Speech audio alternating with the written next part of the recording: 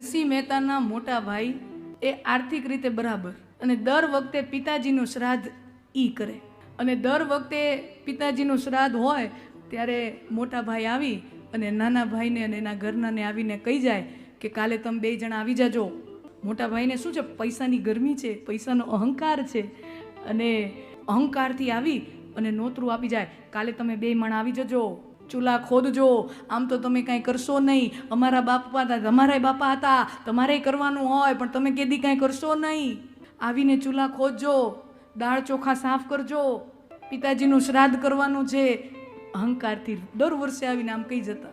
પિતાજીના શ્રાદ્ધનો દિવસ આવવાનો છે એટલે આ વખતે આમંત્રણ આપવા મોટો ભાઈ આવ્યો અને મોટો ભાઈ આવીને દરવાજો ખખડાવે નરસિંહ મહેતાનો અને દરવાજો આમ બંધ છે અને ખડકીમાંથી જુએ, બારીમાંથી જુએ તો નરસિંહ મહેતા અને એના પત્ની અંદર સરસ મજાની ધૂન હાલતી હોય, હે ગોવિંદ હે ગોવિંદ, હે ગોપાલ હે ગોપાલ, ધૂન હાલતી હોય અને મોટા ભાઈનો ત્યાં મગજ જાય. જ્યારે જાઉં ત્યારે આના ઘરમાં ધૂન ભજન જ હાલતા હોય. સવારે જાઓ તો ધૂન ભજન, બપોરે જાઓ તો ધૂન ભજન, રાતે જાઓ તો ધૂન ભજન કર્યા સિવાય આને કોઈ ધંધો જ નથી. ખકડાવ્યું અને ત્યાં નરસિંહ મહેતાને તો ભાવ સમાધિ લાગી છે. નરસિંહ મહેતાના પત્ની ઊભા થઈને બારણું ઉઘાડે છે અને જુએ તો મોટા ભાઈ છે, રામ રામ કરે છે, આવો ભાઈ આવો, આવવાનું નથી, કાલે તમે પહોંચી જાજો, ચૂલા ખોદવાના છે, આ કરવાનું છે, દાળ ચોખા કરવાનું છે, તમે પહોંચી જાજો. દર વખતે અમારે જ કરવાનું હોય, તમારે તો કાંઈ હોય નહીં, પણ સમાજમાં અમારું તો નાક હોય ને. આમ ઠપકાની ભાષામાં આમંત્રણ આપે છે અને નરસિંહ મહેતાના પત્ની એટલું કહે છે કે બાપજી, મોટા ભાઈ, જો એવો જ તમારો ભાવ હોય, દર વર્ષે તમે જ કરો છો, દર વર્ષે તમે જ કરો છો, તો પિતાજી તો અમારાય હતા, તો આ વર્ષે અમે અમારી શક્તિ પ્રમાણે, આ વખતે અમે અમારા પ્રમાણે પિતાજીનું શ્રાદ્ધ કરી લઈશું. જો તમારો આવો જ ભાવ હોય તો વાંધો નહીં, આ વખતે અમે અમારે, બહુ પ્રેમથી વિનમ્રતાથી બોલી, પણ મને અવળું લેવું હોય એમ તો જોઈ છે આ વખતે તમે કેમ કરો છો, તો જોયું જશે કેમ કરો છો.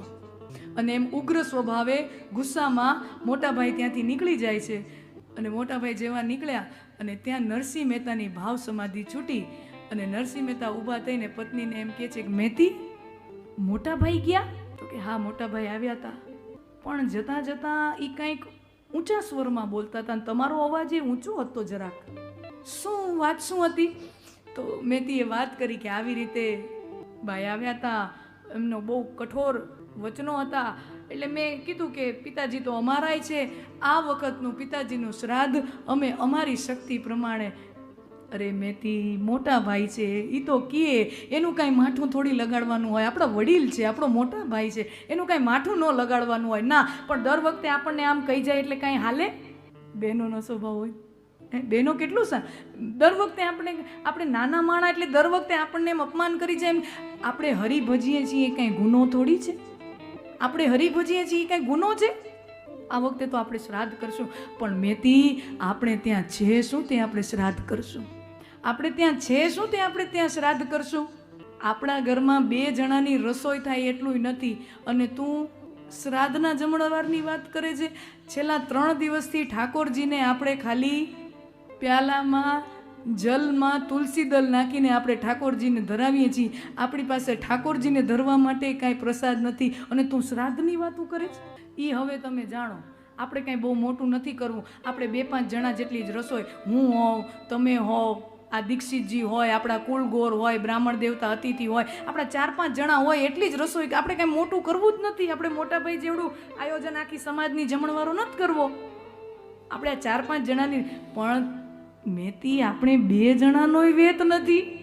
અને ત્યાં પછી મેથીએ નાકની પોતાની વાળી આમ કાઢતા કાઢતા કીધું, આલ્યો, આને વેચીને જે આવે ને એટલાનું સીધું સામગ્રી લઈ આવો, આપણે ત્યાં જમણવારો થઈ જશે, શ્રાદ્ધનો વિધિપૂર્વક બધું આપણું થઈ જશે.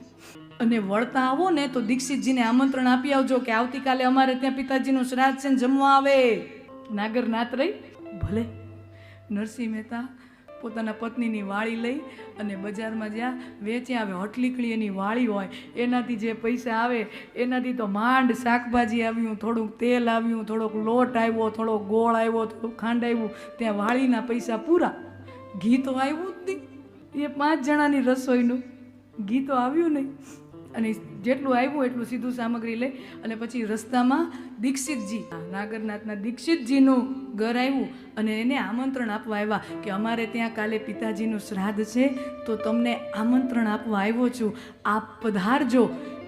અરે નરસિંહ મહેતા, તમારે ત્યાં પિતાજીનું શ્રાદ્ધ છે? અરે અરે અરે અરે અરે એમ કરીને નરસિંહ મહેતાનું બાવડું ઝાલી અને નાગરનાથનો જ્યાં આખો ચોરો હોય ત્યાં લઈને બધા નાગરનાથના જે વડીલો હોય બધાને લઈને કે અરે સાંભળો વડીલો, સાંભળો, એ સાંભળજો, આવતીકાલે નરસિંહ મહેતાના ઘરે એના પિતાજીનું શ્રાદ્ધ છે અને આખી નાગરીનાથને આપણને આમંત્રણ છે, આવી જાજો. 5 જણાની શાકભાજી ને ખાંડ ગોળમાં તો મેથીની વાળી વેસાઈ ગઈ અને અહીંયા આખી હવે સમાજવાડી આવી આખી નાગરનાથ. અને નાગરનાથના પછી વડીલો પાછા એમ કે અરે અરે અરે નરસિંહ મહેતા, તમારે ત્યાં આમંત્રણ હોય ને મહેતા સાહેબ, તો તમારે ત્યાં જ આવશું. મોટા ભાઈને ત્યાં આમંત્રણની ચોકડી, મોટા ભાઈના અમે દર વર્ષે અહીંયા જાય, આ વર્ષે તમારે ત્યાં આવશું અને તમારે ત્યાં તો તુલસી પત્રો ઉપર થોડોક પ્રસાદ મળી જાય ને તોય અમારા માટે ભોયો ભોયો અમે આવશું. આ સમાજ.